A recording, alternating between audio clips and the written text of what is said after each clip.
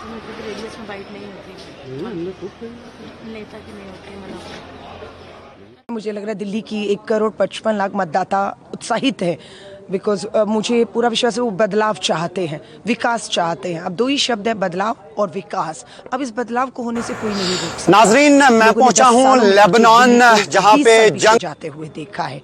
शीला दीक्षित वाली दिल्ली, आबाद दिल्ली, हरी भरी दिल्ली, हवाएं जो है वो बिल्कुल साफ रहती थी। यमुना का पानी, हम लोग यही एमसीडी का नगर निगम का स्कूल है जहाँ पर मैंने अपनी शिक्षा ली, पढ़ाई की, और यहीं पर आज भी वो नलके थे जहाँ पर हम खोल के सीधा पानी पीते थे। कोई आरओ बिस्लरी का पता नहीं होता था। लेकिन आज मैं कह रही हूँ, इतना आगे बढ़ने के बाद हमें आगे बढ़ना चाहिए था, लेकिन हम पीछे हो गए हैं। सो अब लोग, मुझे उम्मीद है दिल्ली के लोग जागरूक मतदाता घरों से बाहर निकलेंगे, मुद्दों पर राजनीति करेंगे और बदलाव लेकर आएंगे, और वो बदलाव विकास करेगा।